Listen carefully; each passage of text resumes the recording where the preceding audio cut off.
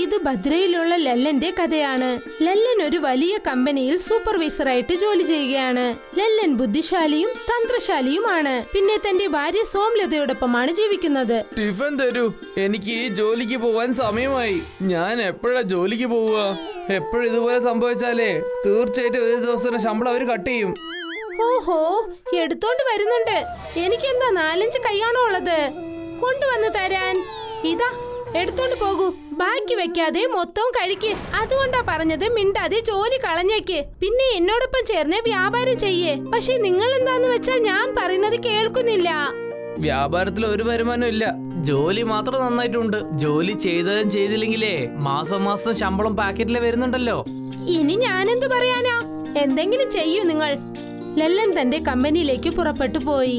അവിടെ ചെന്ന് നോക്കിയപ്പോൾ ഒരുപാട് പേർ കൂട്ടമായി നിൽക്കുന്നുണ്ടായിരുന്നു. എന്താ ഇവിടെ ഇത്രയും തിരക്ക്? ഇവിടെ എന്താ സംഭവിച്ചത്? ശരി, പോയി നോക്കാം. ലല്ലൻ അവിടേക്ക് ചെന്നു. അവിടെ ചെന്ന് നോക്കി. അവിടെ ഒരു ബോർഡ് ഉണ്ടായിരുന്നു.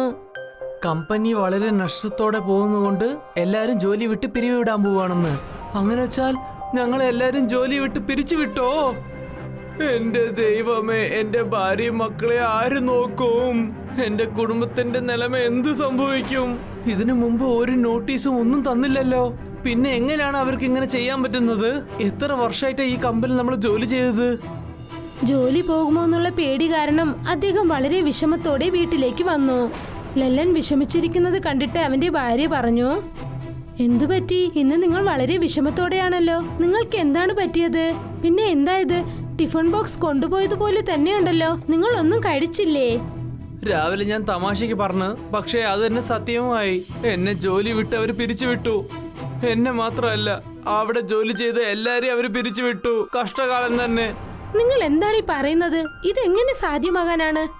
എത്ര വർഷം കൊണ്ട് നിങ്ങൾ അവിടെ ജോലി ചെയ്തുകൊണ്ടിരിക്കുക? പിന്നെ ഇങ്ങനെ പെട്ടെന്ന് ജോലിയിൽ നിന്ന് പറഞ്ഞയക്കുന്നത് വളരെ തെറ്റായ കാര്യമാണ്. ഇത് വളരെ വലിയ തെറ്റാണ്. എനിക്ക് ഒന്നും മനസ്സിലാവുന്നില്ല. ഇപ്പൊ എന്താ ചെയ്യാ? എങ്ങോട്ടാ പോവുക? ആരെടുത്ത സഹായം ചോദിക്കുക? നിങ്ങൾ ഇപ്പോൾ എന്ത് ജോലിയാണ് ചെയ്തുകൊണ്ടിരിക്കുന്നത്? ആ ജോലി ഒരു സ്ഥലത്തും കിട്ടില്ല. ഇതിന് നമ്മൾ വേണം വേറൊരു വഴി കണ്ടുപിടിക്കാൻ. നീ പറയുന്നത് എനിക്ക് നന്നായിട്ട് മനസ്സിലായി. നമുക്കെന്താ ഒരു വ്യാപാരം ചെയ്താലോ? സമോസ വിറ്റാലോ? നീയും സമോസ നന്നായിട്ട് രുചിയായിട്ട് ചെയ്യല്ലോ. ഞാൻ മനസ്സിൽ കരുതിയത് നിങ്ങളും പറഞ്ഞു. നമ്മൾ അത് തന്നെ ചെയ്യാം. ഞാൻ സമൂസ ചെയ്തു തരാം. നിങ്ങൾ ഗ്രാമമായിട്ട് ചെന്ന് ആ സമൂസ വ്യാപാരം ചെയ്തേക്ക്. സോംലത പിന്നെ ലല്ലൻ രണ്ടുപേരും ചേർന്ന് സമൂസ വ്യാപാരം തുടങ്ങി. സോംലത സ്വന്തമായി സമൂസ ചെയ്യാൻ തുടങ്ങി. പിന്നെ ലല്ലൻ അതൊരു തള്ളുവണ്ടി കടയിൽ വെച്ച് വ്യാപാരം ചെയ്യാൻ തുടങ്ങി. ഇന്ന് നമ്മളുടെ ആദ്യത്തെ ദിവസമാണ്. ദൈവത്തിനടുത്ത് നന്നായിട്ട് പ്രാർത്ഥിച്ചോളൂ, എല്ലാം നന്നായിട്ട് നടക്കണമെന്ന്. നിങ്ങൾ അതിനെക്കുറിച്ച് ഓർത്ത് വിഷമിക്കേണ്ട. എല്ലാം നല്ലതായി നടക്കും. ലല്ലൻ തന്റെ ഗ്രാമത്തിൽ നിന്ന് മറ്റൊരു ഗ്രാമത്തിലേക്ക് ചെന്ന് സമോസ വിൽക്കാൻ തുടങ്ങി. സമോസ, ചൂടുള്ള സമോസ കഴിച്ചാൽ നിങ്ങൾ സന്തോഷപ്പെടും, ഇല്ലെങ്കിൽ വളരെ ദുഃഖത്തോടെ ഉണ്ടാവും. ഹാഹാ, ഇത് കണ്ടല്ലോ, പുതിയൊരു സമോസ കച്ചവടക്കാരൻ വന്നിക്കല്ലോ. ശരി, വരൂ, കഴിച്ചു നോക്കാം. അതിന്റെ മണം വളരെ നന്നായിട്ടുമുണ്ട്. ശരി, വയറ് നിറച്ച് നമുക്ക് കഴിക്കാം. പിന്നെ ഇന്ന് സമോസ വാങ്ങിക്കുന്ന കാശ് ഞാൻ നൽകും. ഈ സമോസ എന്റെ വകയായിട്ട് ഞാൻ തന്നേക്കാം. എനിക്ക് ജോലി കിട്ടിയിട്ടുണ്ടല്ലോ, അതിന്റെ പാർട്ടിയാണിത്. ലല്ലന്റെ കടയിൽ നല്ല തിരക്കുണ്ടായിരുന്നു. പിന്നെ കുറച്ചു സമയത്തിനകം അദ്ദേഹം കൊണ്ടുപോയ സമോസ മൊത്തം ആദ്യ ദിവസം തന്നെ വിറ്റുതീർന്നു. ലല്ലന് ഒരുപാട് സന്തോഷമായി. പിന്നെ മറ്റൊരു വശത്ത് ഓപ്പോസിറ്റിലുണ്ടായിരുന്ന ബേക്കറിയിൽ നഷ്ടം സംഭവിക്കാൻ തുടങ്ങി. അപ്പോൾ സോംനാഥും നിതിനും സംസാരിച്ചു. ഇന്ന് ഈ സമോസക്കാരനെ കൊണ്ട് എന്റെ ഒരു സമോസവും വിറ്റിട്ടില്ല. എല്ലാം നഷ്ടം തന്നെ. നിന്റെ വെറും സമോസ മാത്രാണ്. എന്റെ കടയിൽ എല്ലാം അങ്ങനെ നിന്നുപോയി. ഇവൻ പെട്ടെന്ന് എങ്ങോട്ടാ വന്നത്? നമ്മുടെ കച്ചവടം മൊത്തം ഇവൻ നശിപ്പിച്ചല്ലോ. സോംലത, നീ എവിടെയാ ഉള്ളത്? കേൾക്കുന്നുണ്ടോ? അത് ശരി, ഇന്ന് വളരെ സന്തോഷത്തോടെയാണല്ലോ. എന്താ കാര്യം? ഇവിടെ നോക്ക്, ഈ പണം നമ്മുടെ മൊത്ത സമോസയും 2 മണി നേരം കൊണ്ട് വിറ്റുപോയി. നീ പറഞ്ഞത് ശരിയാണ്. ജോലിക്കൊക്കെ പോയാൽ ഈ ഒരു പണം ഉണ്ടാക്കാൻ വേണ്ടി നമ്മൾ 1 മാസം കഷ്ടപ്പെടേണ്ടി വരും. നീ നാളെ കുറെ സമോസ ഉണ്ടാക്കി തരണം കേട്ടോ. ഞാൻ അതും പോയി വിറ്റിട്ട് വരാം. വരുമാനല്ലേ? ഇതൊക്കെ നിങ്ങൾ എന്നോട് പറയണോ ചേട്ടാ? ഞാൻ നാളെ ഇതിനേക്കാളും അധികമായിട്ട് സ്വാദുള്ള സമോസ ചെയ്തു തരാം. കിട്ടിയ കാശ് മൊത്തം ലല്ലൻ സോംലതയ്ക്ക് നൽകി. അടുത്ത ദിവസത്തിനു വേണ്ടി സോംലത ഒരുപാട് സമോസ ചെയ്തു. പിന്നെ അതെടുത്തുകൊണ്ട് ലല്ലൻ വീണ്ടും അതേ ഗ്രാമത്തിലേക്ക് വിൽക്കാൻ ചെന്നു. പിന്നെ അവിടെ കടയിട്ട് വിൽക്കാൻ തുടങ്ങി. ഇങ്ങനെ തുടർന്ന് ലല്ലൻ സമോസ വിറ്റുകൊണ്ടിരുന്നു. അപ്പോൾ നിതിനും സോംനാഥും തീരുമാനിച്ചു, ഈ ലല്ലൻ ഒരു പാഠം പഠിപ്പിച്ചു കൊടുക്കണം. എന്റെ അടുത്ത് ഒരു മയക്കുമരുന്നുണ്ട്. അവന്റെ സമോസയിൽ ഇത് നമുക്ക് കലർന്നു വെക്കാം. നീ അതിനെ പറ്റി വിഷമിക്കണ്ട. ഞാൻ അവന്റെ അടുത്ത് സംസാരം വെക്കാം. നീ ആ നേരത്തിലെ മരുന്നെടുത്ത് കലർന്നു വെച്ചേക്ക്. സോംനാഥും നിതിനും ലല്ലന്റെ കടയിനരികിലേക്ക് ചെന്നു. അപ്പോൾ സോംനാഥ് ലല്ലന്റെ ശ്രദ്ധ തിരിച്ചുവിട്ടു. ആ ലല്ലൻ ചേട്ടാ, അങ്ങോട്ട് നോക്കൂ. ആ പാവപ്പെട്ടവന്റെ അടുത്ത് നിന്നേ മൺചട്ടി എടുക്കാനുണ്ട്. നിങ്ങൾ വരുന്നുണ്ടോ? എന്നെ കൊണ്ട് ഒറ്റയ്ക്ക് പറ്റില്ല, കുറച്ച് ധൃതിയാണ്. ആ സോമനാഥ് ചേട്ടാ, ഇതൊക്കെ ചോദിക്കണോ? വരൂ. അതും കുമാർ ചേട്ടന് വയസ്സായല്ലോ. സോംനാഥ് ലല്ലനെ കൂട്ടിക്കൊണ്ട് മൺപാത്രങ്ങൾ വിൽക്കുന്ന കടയിലേക്ക് ചെന്നു. ഈ സാഹചര്യത്തിൽ നിതിൻ അദ്ദേഹത്തിന്റെ സമൂസയിൽ മയക്കുമരുന്ന് കലർത്തി.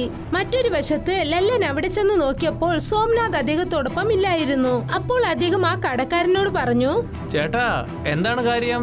നിങ്ങളുടെ ഏതോ മൺചട്ടിയൊക്കെ എടുത്ത് മാറ്റി വെക്കണമെന്ന് പറഞ്ഞല്ലോ. ഈ വയസ്സായ കടയിൽ എന്ത് ജോലിയാ മോനെ ഉണ്ടാവുക? നിന്നെ ആര് പറ്റിച്ചിട്ടുണ്ട് മോനെ?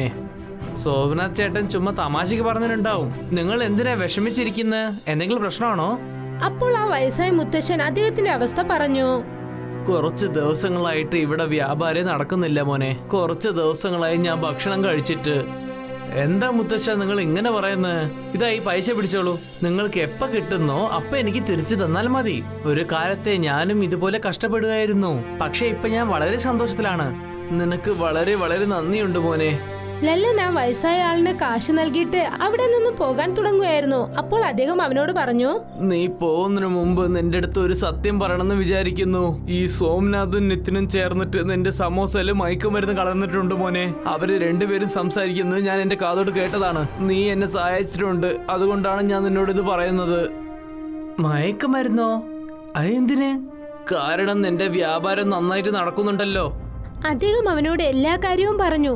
എന്നിട്ട് പറഞ്ഞു, എന്റെ സാർബായിട്ട് ഈ മണ്ണ് നീ എടുത്തിട്ട് പോ. ഈ സഹായമാണ് നീ ഏൽക്കണം. ഈ മണ്ണിൽ അങ്ങനെ എന്താ ഉള്ളു മുത്തശ്ശ?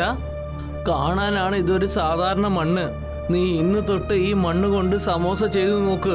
മണ്ണിൽ എന്നെ പുതച്ചും വെച്ചോളൂ. പിന്നെ നോക്ക്, നീ എപ്പോഴൊക്കെ സമോസ ചെയ്യുന്നോ അത് മായ സമോസ ആകും. മണ്ണ് തീർന്നു പോയാൽ നീ വീണ്ടും അവിടുന്ന് മണ്ണെടുത്തോളൂ. ഈ മണ്ണ് സമോസ അവർ കഴിച്ചാൽ ജനങ്ങൾ വീണ്ടും വീണ്ടും വന്ന് ഈ സമോസ കഴിക്കണമെന്ന് പറയും. ലല്ലൻ അതുപോലെ തന്നെ ചെയ്തു. ആ മണ്ണും തന്റെ വണ്ടിക്കടയും എടുത്തുകൊണ്ട് അദ്ദേഹം തന്റെ വീട്ടിലേക്ക് വന്നു. നടന്ന എല്ലാ കാര്യങ്ങളും അദ്ദേഹം സോംലതയോട് പറഞ്ഞു. മണൽ സമൂസയോ? എന്താ ചേട്ടാ അത്? അത് ഞാനും ചെയ്യണമെന്ന് ആഗ്രഹിക്കുന്നു. പിന്നെന്തിനാ ആലോചിക്കുന്നത്? ഈ മാന്ത്രിക മണ്ണ് വെച്ചിട്ട് നമുക്ക് മാന്ത്രിക മണ്ണ് സമോസ ഉണ്ടാക്കല്ലോ.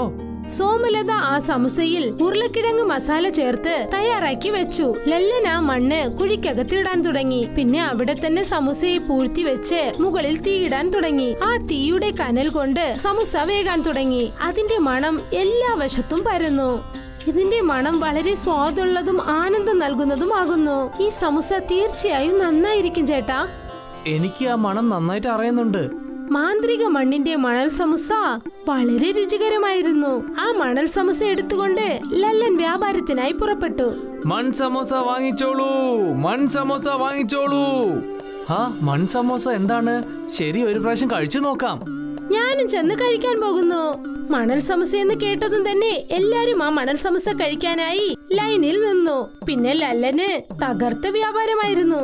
അധിക വ്യാപാരമുള്ളത് കൊണ്ട് നിതിനും സോംനാഥിനും അവരുടെ കട പൂട്ടേണ്ടി വന്നു. പിന്നെ ലല്ലന്റെ ആ മാന്ത്രിക മണൽ സമൂസ ഒരുപാട് വിറ്റു. അത് കാരണം അദ്ദേഹത്തിന്റെ കുടുംബം വളരെ സന്തോഷത്തോടെ ജീവിച്ചു. പൂജയ്ക്കും രാജുവിനും കല്യാണം നടന്നു. രാജു തന്റെ ചേട്ടനോടൊപ്പമായിരുന്നു ജീവിച്ചിരുന്നത്. പൂജയുടെ മൂത്ത ജ്യേഷ്ഠത്തിയുടെ പേര് നിഷ. അവൾ വയസ്സിൽ മൂത്തതായതുകൊണ്ട് അവൾക്ക് അഹങ്കാരമുണ്ടായിരുന്നു. അവൾ ദിവസവും പൂജയെ കൊണ്ട് ജോലി ചെയ്യിപ്പിക്കും.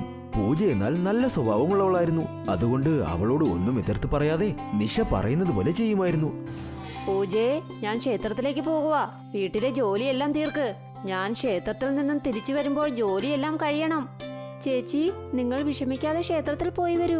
ഞാൻ ജോലിയെല്ലാം ചെയ്തേക്കാം. നീ ചെയ്യുന്ന ലക്ഷണമൊക്കെ എനിക്കറിയാം. തിരിച്ചു വന്ന് ഞാൻ തന്നെ എല്ലാം ചെയ്യേണ്ടി വരും. എല്ലാ ജോലിയും തല തിരിച്ചു ചെയ്യും. പൂജയെ നിഷ എപ്പോഴും കുറ്റം പറയും. എന്നാൽ പൂജ ഒരിക്കലും നിഷയെ എതിർത്ത് സംസാരിച്ചിട്ടേയില്ല. എന്നാൽ ഭക്ഷണം വിളമ്പുന്ന സമയത്ത് മാത്രം നിഷയായിരുന്നു എപ്പോഴും വിളമ്പിയിരുന്നത്. നീ എന്താ ഈ ചെയ്യുന്നത്? ചേച്ചി, അദ്ദേഹത്തിന് വേണ്ടി ഭക്ഷണം ഉണ്ടാക്കുക.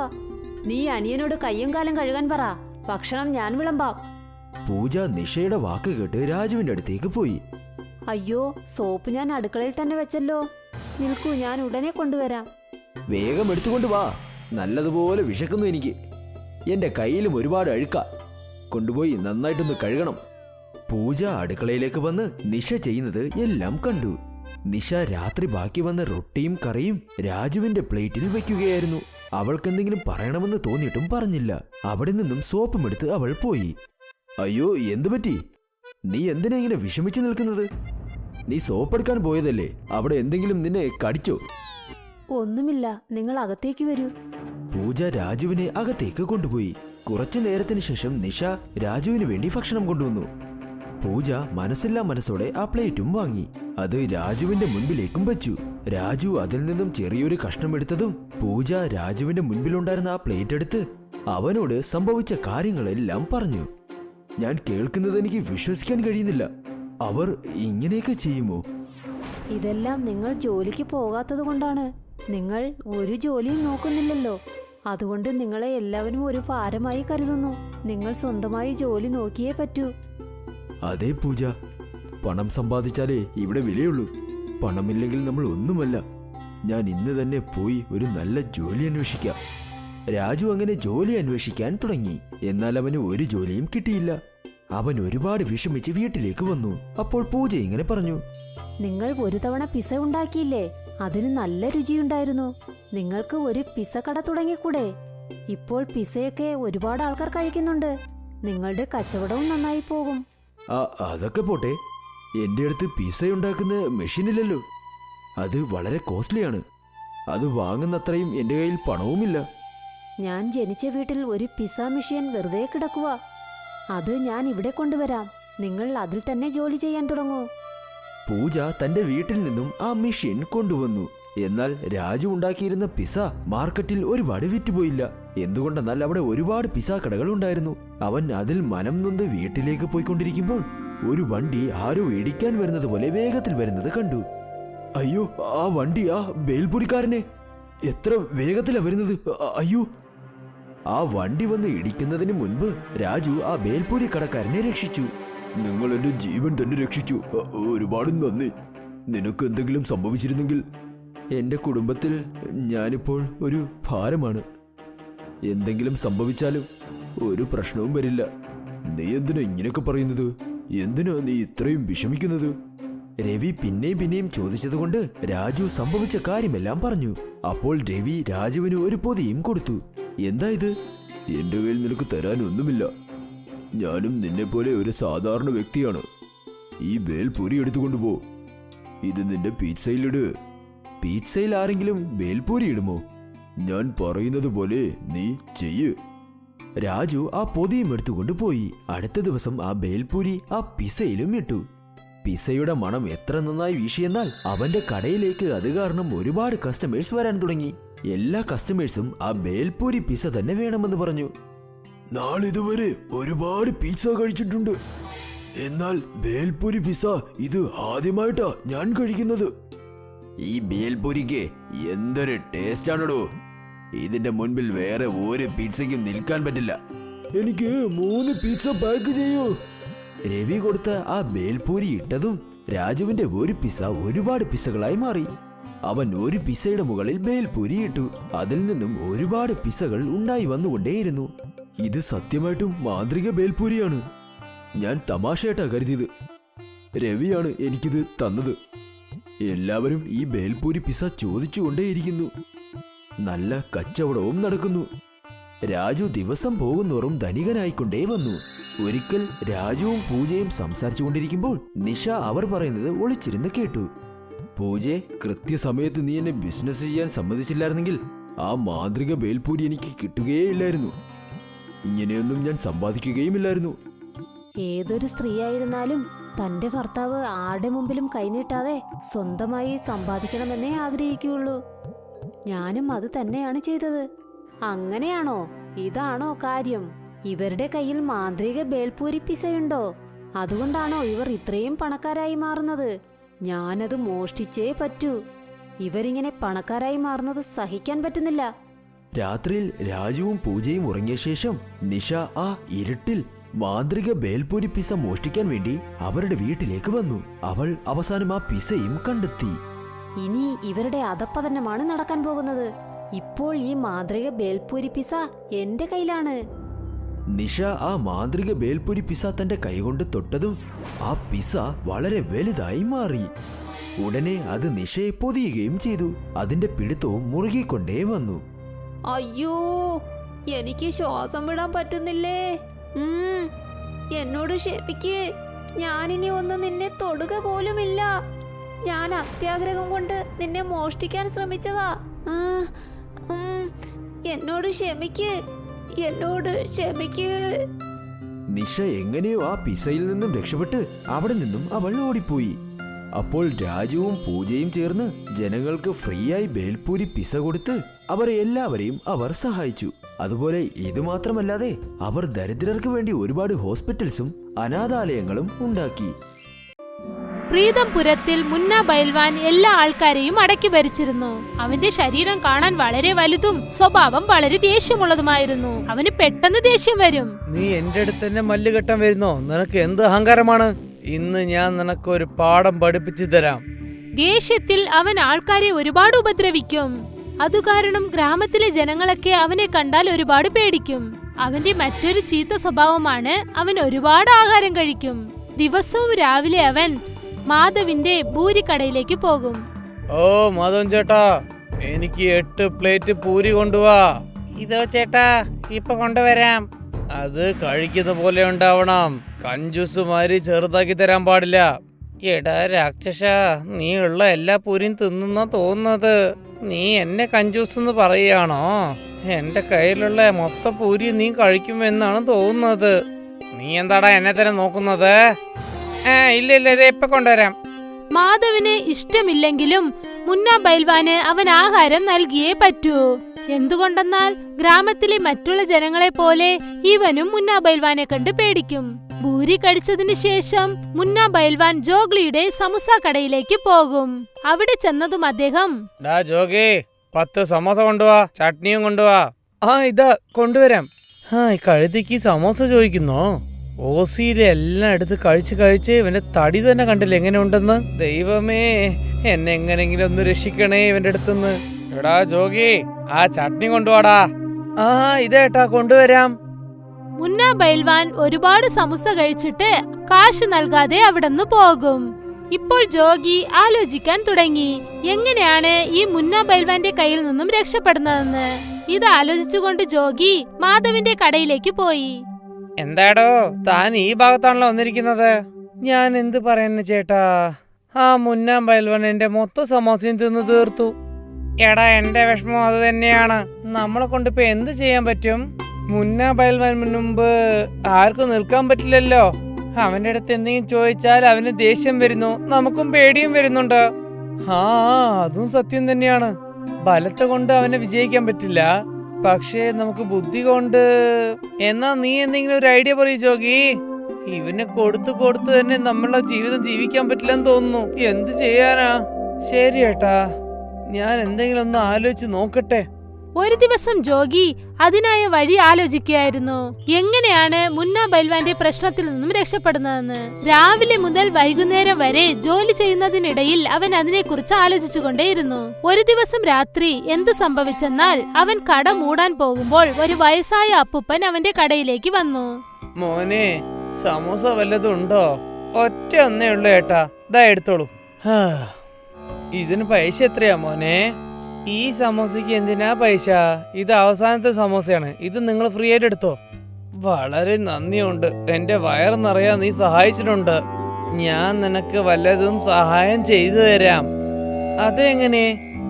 ഇത് ഒരു മന്ദര പൗഡറാണ്. ഇത് നാളെ നീ ഉണ്ടാക്കുന്ന സമോസയിൽ കളർന്നു വെച്ചോളൂ. അതിനുശേഷം നിന്റെ ആ സമോസ ചാലഞ്ചിൽ നിന്ന് അവനുണ്ടല്ലേ, ആ സമോസ ചാലഞ്ചിൽ നിന്റെ ആ മുന്നേനെ വിളിക്കൂ.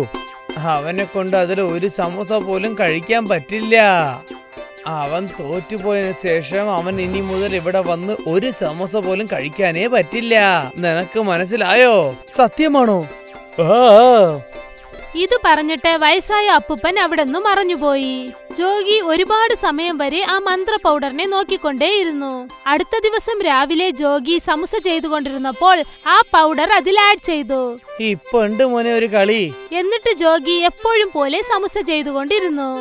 എന്നത്തെയും പോലെ മുന്ന ബൈൽവാൻ അന്നും ആദ്യം ഭൂരി കഴിക്കാനായി ചെന്നു. അവിടെ നിന്നും 5 പ്ലേറ്റ് ഭൂരി കഴിച്ചതിന് ശേഷം അദ്ദേഹം സമൂസ കഴിക്കാനായി ചെന്നു. എടാ ജോഗി, 10 സമോസ ഞാൻ ചട്നിയും കൊണ്ടുവാ. ചേട്ടാ, ഇന്ന് ഞാൻ നിങ്ങൾക്ക് ഒരു മത്സരം വെക്കാൻ തോന്നുന്നു. നിങ്ങളെക്കാട്ട് അധിക സമോസ ഞാൻ കഴിക്കുന്ന തോന്നുന്നത്. എടാ, അതെങ്ങനെ നടക്കട മണ്ട. എനിക്ക് വിശ്വാസമുണ്ട്, സമോസ നടക്കുന്ന കോമ്പറ്റീഷൻ ഞാൻ നിങ്ങളെ തോൽപ്പിക്കും. അങ്ങനെയാണോ? എന്നാ ചാലഞ്ചിന് നീ നടത്ത്. നാട്ടിലുള്ളവർ എല്ലാരും നീ വിളിക്കേ. ശരി ചേട്ടാ. അവൻ സമൂസ കടയുടെ പുറത്ത് ഒരു ബെഞ്ചിട്ടു. എന്നിട്ട് ആ ബെഞ്ചിന്റെ പുറത്ത് 2 വലിയ വലിയ പ്ലേറ്റ് നിറയെ സമൂസ കൊണ്ടുവന്ന് വെച്ചു. ഇന്ന് ഞാനും മുന്നച്ചേട്ടനും ഈ സമോസ തീറ്റയിൽ കലർന്നുകൊള്ളാൻ പോവുകയാണ്. മുന്നച്ചേട്ടൻ ജയിച്ചാൽ പുലർച്ചെ തന്നെ അദ്ദേഹത്തിന്റെ വീട്ടിൽ പോയി ഞാൻ സമോസ ഉണ്ടാക്കി അദ്ദേഹത്തിന് ഞാൻ ദിവസം കൊണ്ടാക്കി കൊടുക്കും. ഒരു പക്ഷേ ജോഗി ജയിച്ചാ അത് സംഭവിക്കില്ല. ഒരു പക്ഷേ അവൻ ജയിച്ചാ ഇനി ഞാൻ സമോസ കാശ് കൊടുത്തേ കഴിക്കും. ഇവിടെ കണ്ടില്ലേ, ജോഗി തോറ്റുപോയാൽ മുന്നയ്ക്ക് ഫ്രീ ആയിട്ട് സമോസ അവൻ നൽകേണ്ടി വരും. അതേ സമയത്ത് മുന്ന തോറ്റാൽ ജോഗിന് കാശ് കൊടുത്തേ കഴിക്കുള്ളൂ. ഫ്രീ ആയിട്ട് അവൻ കഴിക്കില്ല. ഈ പന്തയം വല്ലാതെ ചൂടായിട്ടുണ്ടാവും തോന്നുന്നു. ഒരു ഭാഗത്ത് മുന്ന ബൈൽവാൻ, മറുവശത്ത് ജോഗി. ഇപ്പൊ നിങ്ങൾ നോക്കിക്കോളൂ, ഈ മത്സരത്തിൽ ആരാണ് ജയിക്കാൻ പോകുന്നെന്ന്. വിസിലടിച്ചതും തന്നെ മത്സരം തുടങ്ങി. മുന്നയും ജോഗിയും 2 പേരും അവരുടെ കയ്യിൽ ഓരോരോ സമൂസ എടുത്തു. മുന്ന ഒരു സമൂസ മുഴുവനായി ഒരു വായിൽ തന്നെ വിഴുങ്ങി. പക്ഷെ ജോഗി പതുക്കെ പതുക്കെ സമൂസ കഴിച്ചുകൊണ്ടിരുന്നു. മുന്ന വായിലിട്ട സമൂസ വിഴുങ്ങാനായി ശ്രമിച്ചു. പക്ഷെ അവനെ കൊണ്ട് അത് പറ്റിയില്ല. നോക്കട്ടെ നോക്കട്ടെ മുന്ന ബൈൽവാൻ, നീ ഒരു സമോസന് മേളിൽ എത്രയാ നീ കഴിക്കാൻ പോകുന്നു? ഞാനൊന്ന് നോക്കട്ടെ. ഈ സമയം കൊണ്ട് ജോഗി ഒരു സമൂസ കഴിച്ചു തീർത്തു. അവൻ അടുത്ത സമൂസ കയ്യിലെടുത്തു. അവൻ അടുത്തടുത്ത സമൂസ കഴിച്ചുകൊണ്ടേയിരുന്നു. പക്ഷെ മുന്ന ബൈൽവാന് ഒരു സമൂസ പോലും കഴിക്കാൻ പറ്റിയില്ല. അയ്യോ, എനിക്ക് എന്ത് പറ്റി? ഒരു സമോസന്റെ മുകളിൽ എനിക്ക് ഒന്നും കഴിക്കാൻ പറ്റുന്നില്ലല്ലോ. എന്റെ ദൈവമേ, എനിക്ക് എന്ത് പറ്റി? സമയം പോകും തോറും ജോഗി 8 സമൂസ തിന്നു തീർത്തു. കണ്ടില്ലേ മക്കളെ, മുന്ന ബൈൽവാന് സമോസ കഴിക്കാൻ പറ്റുന്നില്ല. അദ്ദേഹത്തിന് ഒരു സമോസന്റെ മേളിൽ കഴിക്കാനേ പറ്റുന്നില്ല. മുന്ന ബൈൽവാൻ അവനെ തുറിച്ചു നോക്കിക്കൊണ്ടിരുന്നു. പക്ഷെ ഒരുപാട് സമയത്തിന് ശേഷവും മുന്ന ബൈൽവാനെ കൊണ്ട് ഒരു സമൂസ കഴിച്ചു തീർക്കാൻ പറ്റിയില്ല. ഉടനെ മുന്ന അവിടെ നിന്നും എണീറ്റു. എന്ത് പറ്റി മുന്ന ചേട്ടാ? മുന്നയുടെ കണ്ണുകളിൽ നിന്നും മൂക്കിൽ നിന്നും വെള്ളം വരാൻ തുടങ്ങി. അവനെ കൊണ്ട് ഒരു സമൂസ പോലും കഴിക്കാൻ പറ്റിയില്ല. അവസാനം വായിലുണ്ടായിരുന്ന സമൂസയും അവൻ തുപ്പിക്കളഞ്ഞു. ഞാൻ തോറ്റുപോയെന്ന് ഞാൻ സമ്മതിച്ചോളാം. ഈ മത്സരത്തിൽ ജോഗിയാണ് ജയിച്ചത്. ജോഗി 10 സമോസ കഴിച്ചു. പക്ഷെ മുന്നെ കൊണ്ട് ഒരു സമോസ പോലും കഴിക്കാൻ പറ്റിയില്ല. അദ്ദേഹം ഈ മത്സരത്തിൽ തോറ്റുപോയി കഴിഞ്ഞു. മുന്ന ഇങ്ങനെ തോറ്റുപോയെന്ന് കാണുമ്പോൾ നമുക്ക് വിശ്വസിക്കാനേ പറ്റുന്നില്ല. എടാ, ഇവനൊക്കെ ഒരു വയൽവാനാണോ? ജോഗി നന്നായിട്ട് മെലിഞ്ഞിട്ടുണ്ടെങ്കിലും 10 സമോസ കഴിച്ചല്ലോ. മുന്ന ഫയൽവാന്റെ ജോലി തീർന്നു എന്നാ തോന്നുന്നത്. ഗ്രാമത്തിലെ ജനങ്ങൾ എല്ലാരും തന്നെ മുന്ന ബൈൽവാനെ കളിയാക്കാൻ തുടങ്ങി. പക്ഷേ ഇപ്രാവശ്യം മുന്ന ബൈൽവാൻ ഒന്നും ചെയ്യാൻ പറ്റാതെ നിന്നു. എന്തുകൊണ്ടെന്നാൽ മുന്ന ബൈൽവാൻ ആദ്യമായി ഒരാളോട് തോറ്റിരിക്കുന്നു. എനിക്ക് എന്താണ് പറ്റിയത്? മുന്ന ഒന്നും മിണ്ടാതെ അവിടെ നിന്നും പോയി. ഗ്രാമത്തിലെ ജനങ്ങൾ എല്ലാരും തന്നെ യോഗിയെ ഒരുപാട് പുകഴ്ത്തി. എടാ ജോഗി, നീ വല്ലാതെ അതിശയാണ് ചെയ്തിരിക്കുന്നത്. നമുക്കുള്ള പ്രശ്നമൊക്കെ നീ തീർത്തു വെച്ചല്ലോ. എന്റെ ചേട്ടാ, മുമ്പൊക്കെ നമ്മൾ ആ മുന്ന പയൽവാന്റെ കണ്ണാത്തിന് നമ്മൾ പേടിക്കല്ലേ? ഇനി നമ്മൾ പേടിക്കേ വേണ്ട. അന്നത്തോടെ മുന്നയുടെ കളി അവസാനിച്ചു. ഇപ്പോൾ ഗ്രാമത്തിലെ ജനങ്ങൾ അദ്ദേഹത്തെ കണ്ട് പേടിക്കാറില്ല. ഇപ്പോൾ അദ്ദേഹം എന്ത് കഴിക്കണമെങ്കിലും ശരിയായ കാശ് നൽകി കഴിക്കുന്നു. ചേട്ടാ, 3 പ്ലേറ്റ് പൂരി തരൂ. ഇതാ പൈസ. തരാം മുന്ന ചേട്ടാ. മുന്ന ആൾക്കാരെ പറ്റിച്ചു കഴിക്കുന്നത് നിർത്തി. ഇതെല്ലാം തന്നെ മാന്ത്രിക പൗഡർ കൊണ്ട് ചെയ്ത ആ മാന്ത്രിക സമൂസ കൊണ്ടാണ് സംഭവിച്ചത്.